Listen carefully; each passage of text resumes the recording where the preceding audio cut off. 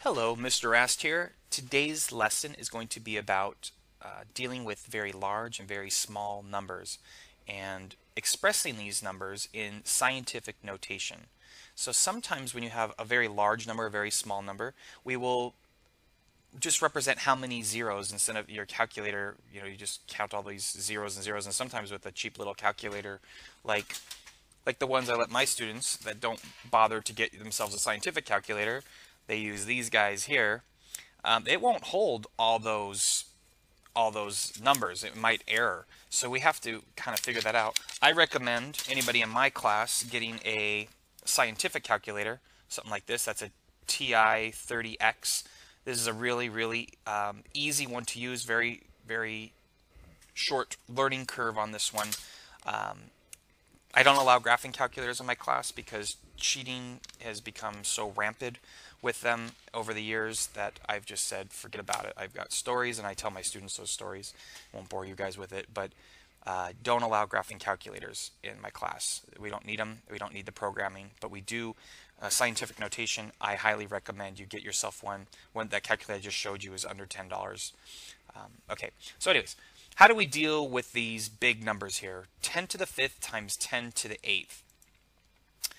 This is something that you would have learned in Algebra 1, and hopefully you have taken Algebra 1 before you're taking chemistry. In Algebra 1, it was probably the first time you were exposed to exponents. So 10 to the 5th times 10 to the 8th is the same as 10 to the 5 plus 8. You can do this with a cheap little calculator. You don't have all these zeros. If you tried to type in the 5 zeros times the 8 zeros, that little calculator I showed you would just error. So, but we can say 5 plus 8. So 10 to the 5th times 10 to the 8th is 10 to the 13th. So when you're multiplying exponents, you can just add them.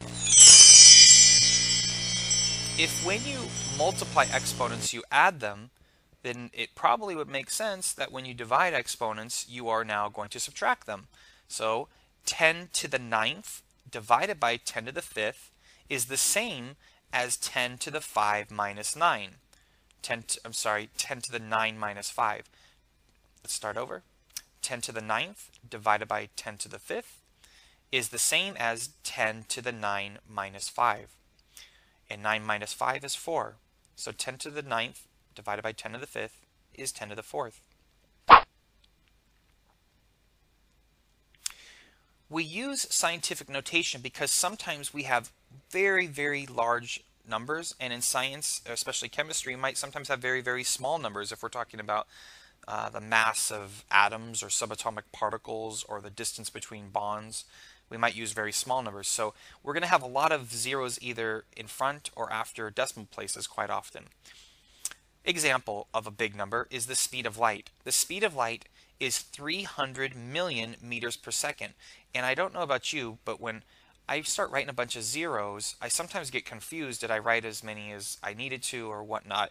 And having graded student papers, it's kind of hard to grade, and a lot of times they make mistakes. They know the answer, but they just didn't put the right amount of zeros. So scientific notation is a great tool to help you make sure that you record this easily, correctly, and a lot easier than having to kind of let your eyes glaze over with all those zeros.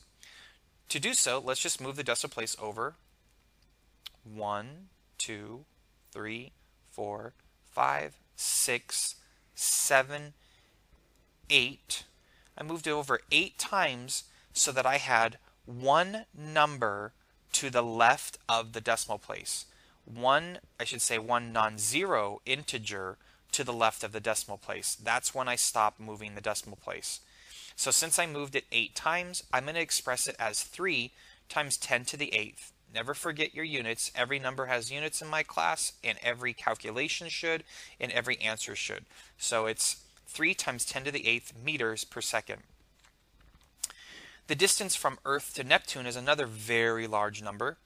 It is, let's see here, we've got thousands, millions, billions, trillions.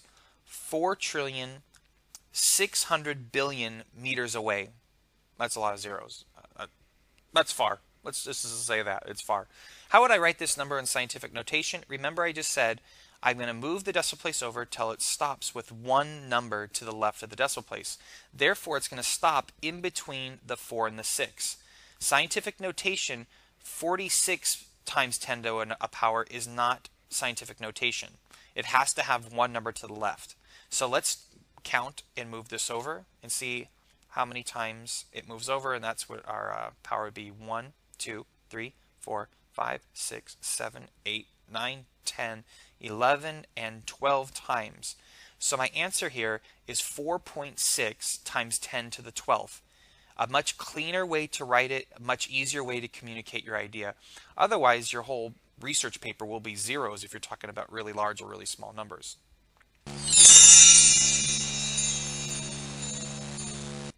I'm going to use our numbers that we just calculated on the last screen to do a calculation now.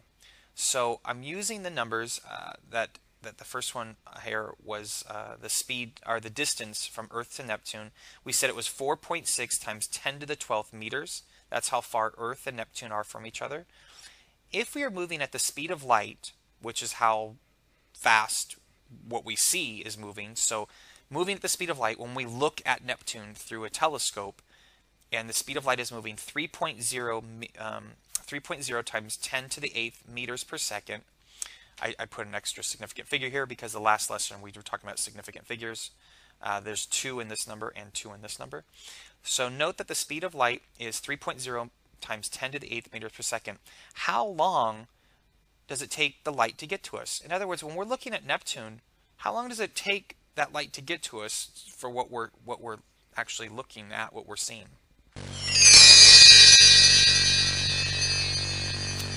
To figure this out, I would say 4.6 times 10 to the 12th meters divided by 3.0 times 10 to the 8th meters per second. And I break this down into pieces. Now, if you have a scientific calculator, you can put this all in, besides the meters, you can put this all in your calculator. And the sooner you get your scientific calculator, the sooner you learn the tricks to it, the easier it'll be and the more comfortable you would be. If you are going to borrow a cheap little one like I have that you can do your grocery store bill on, kind of a calculator, then you do it in pieces like this. So 4.6 divided by 3, so take a look at this part here. You could put that in your calculator. And then do 10 to the 12th divided by 10 to the 8th, which again would be 10 to the 12 minus 8. Meter over meter cancels. Meter cancels out the meter, and we're left in seconds. The denominator of a denominator, see this is a denominator here, and the denominator has a denominator. It turns into a numerator. I could show you the math behind that another time. So 4.6 divided by 3 is 1.5. You could put that in your calculator. We could just do that right here. 4.6 divided by 3.0 equals 5.333333 forever. But there's 2 significant figures here, so I'm going to only write it to 5.3. And then I have 12 over 8, 10 to the 12th over 20 to the 8th, so I subtract those 2, so that's 10 to the 4th. Okay? All right. So what you're going to do here is you're going to do these calculations using scientific notation, all answers and answer in scientific notation. So solve and make sure everything's answered in scientific notation.